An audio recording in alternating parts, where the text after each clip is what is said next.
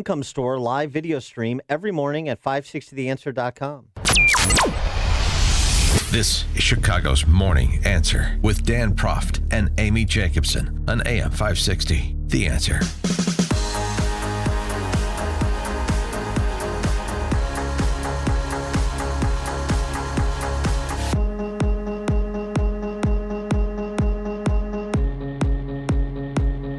Good morning, Dan and Amy.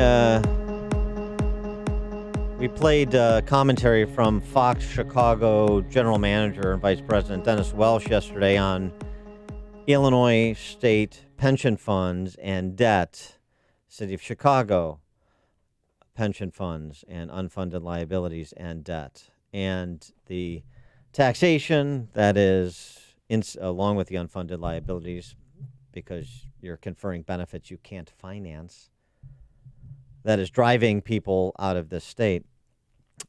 Just a little bit of context here. Dennis Welsh tackling the issue. This is why 65 to 90% of every new property tax dollar in Illinois goes to pension debt.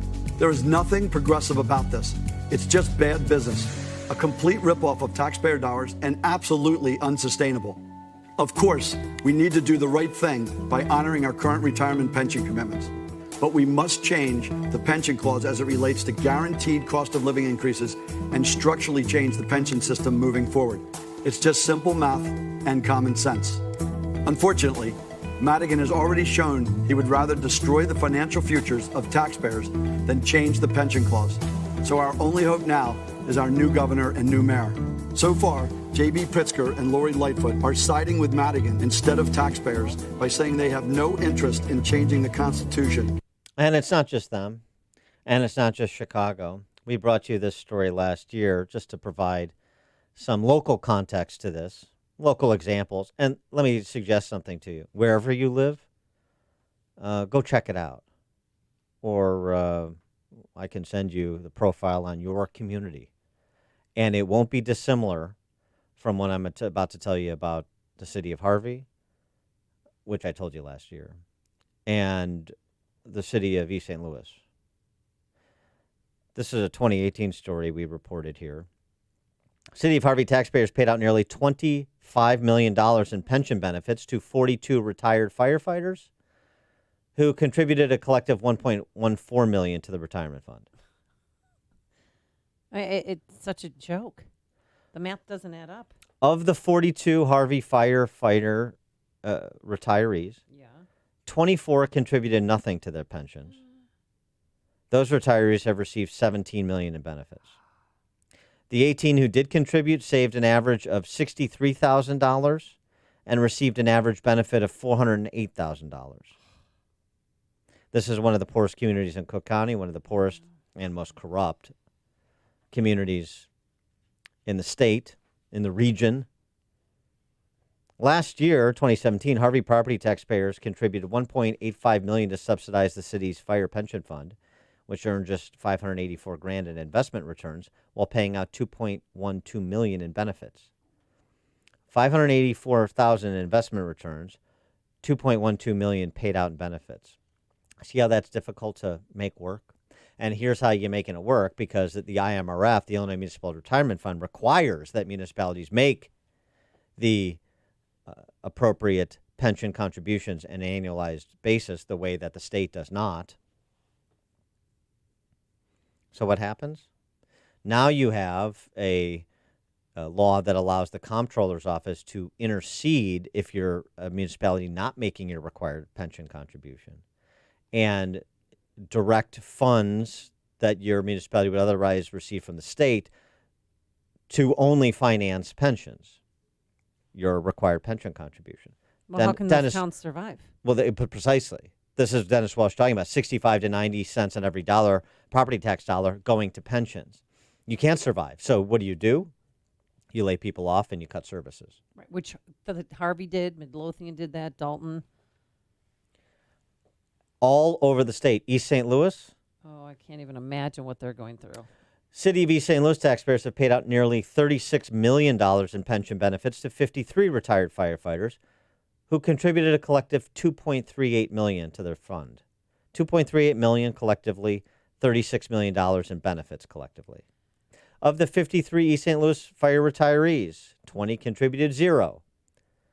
Those who retire from the department between 1979 and 2008 have already collected $16.9 million. Oh my gosh. The 33 firemen who did contribute saved an average of $72,000 and have already collected an average benefit of $575,000, or 8 times what they put into the fund. And these are individuals with retirement dates over the last 20 years. Who came up with this idea? Do we know? The public sector unions. Who do you think? Well, And then sure. What politician said, okay, this is a good idea. Let's do it. Well, We'll give you back 8 times of what you put into something. all of them said it's a good idea. And here's, I mean, you have to put this in some historical context. Again, to repeat, since I have to seemingly repeat things 1,000 times. You've been doing it for 20 years, and slowly it's sinking in. I don't know. But it is. Once upon a time, there was a trade-off. You worked in the public sector as a police officer, firefighter, teacher, municipal employee, state employee, whatever. You received a little bit lower salary than your private sector counterparts in exchange for job security and good benefits. Okay, that's a trade-off. Fine. Over time, as the public sector unions became more powerful, what happened? Salaries went up much faster than the private sector counterparts did. So now you have salaries that are on average 15 to 30% higher, public sector versus their private sector counterparts. Plus, of course, anachronisms like defined benefit plans in Illinois provide a guaranteed return. And then politicians routinely will layer on special benefits, multipliers, 3% COLAs that aren't COLAs, they're annuities. We haven't had 3% inflation in 20 years.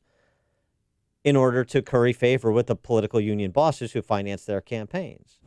That's how it's worked, and that's how what was a fair trade-off once upon a time is completely unfair, unless you think people making 55 or 60 grand should be on the hook to forcibly finance people who have guaranteed salaries and benefits 2 and 3 and 4x their household incomes. If you think that's fair, then everything that we're doing is fair. But boy, that certainly doesn't fit the definition of fairness when it comes to taxation, according to the Marxist left.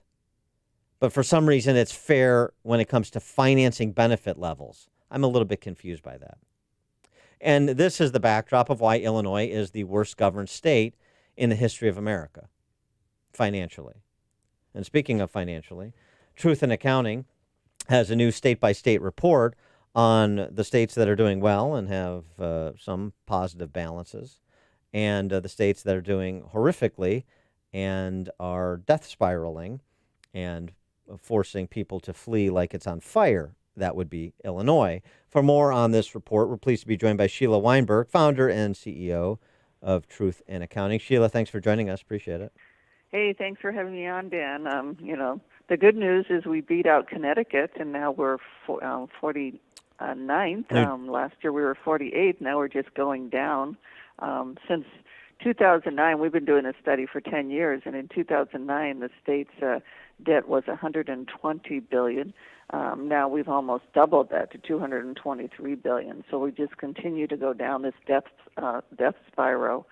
And, the governor and legislator have called for a constitutional amendment for a progressive income tax. How about a constitutional amendment that you really have to balance your budget? Let's change the balanced budget requirement so you couldn't record loan proceeds as revenues, and you couldn't continue this pension game that they're playing. Well, speaking of that pension game, distill a little bit for us how they manipulate just how bad the situation is with the state's pension systems. Well, we started doing Truth in the financial state of the states when we realized that the state and local governments were not required to put their pension or retiree health care liabilities on the face of their balance sheets. So we went ahead and recast those numbers. Another little bit of good news is that the state now has to put both their pensions and their retiree health care liability on their financial statement, which, is an audited statement, not just using political math that they use to calculate the budget. So when they look at the budget, wouldn't it be good to have like your credit card balance when you went to budget? Well, wouldn't it be good to have audited financial statements when you go ahead and budget? But because the state's financial report wasn't issued until more than 400 days after the fiscal year end and long after the budget process, the legislature had no idea how far in debt we were when they went ahead and made those decisions on how much to tax and how much to spend. So do you think that's that they might spend or change their spending habits because of that? Well, you would hope they would, but as Dan was saying, evidence in Illinois, we just continue to want to, this death spiral that we're going into. I like this. I like the tricks of the accounting that they use. They like to borrow and count borrowing as revenue. The other thing they do is defer recognizing losses incurred in the pension funds, don't they? Yeah, they do. We found that, $10 billion, while they're reporting the net pension liability, they're also, hiding that they lost a lot of money when they report their net position. And so we know Illinois is in a terrible position. Doesn't matter who the governor is. 85% of the populace thinks Illinois is on the wrong track, although they don't seem intent about doing anything about that with respect to political leadership. It's a bit strange. But what about getting out of the meth lab of democracy and looking at the other laboratories and states that are doing it right and what some of the indicia of doing it right means?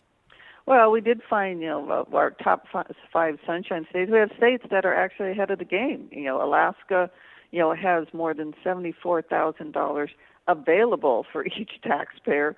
North Dakota's ahead of the game. Wyoming, Utah, Idaho. Utah's an interesting story. We gave a couple of years ago. We gave the Truth in Accounting Award to Utah for their financial condition, but also how they budget. And I got the opportunity to ask the budget director, well, what are you guys doing right that other, states like Illinois is doing wrong? And she facetiously said, well, we do something really weird here. What? We only promise the services and benefits that we can afford. Yeah. Wow. And I feel like, but we're not even getting that. Well, right, we can't afford it. Those states that are doing it right too. These are states that have public sector workers. They have police and firefighters and teachers, and they pay them and they provide health care and pensions, don't they?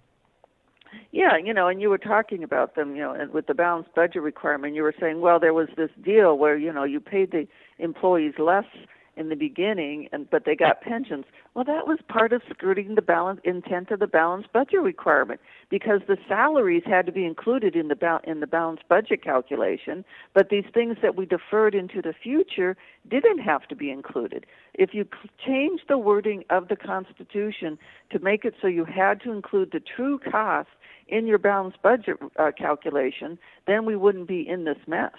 Without political will, it's going to have to be an exogenous event to bring fiscal discipline. And do you, in your expertise, is that going to be, for example, the bond market seizing up and not allowing Illinois to borrow anymore?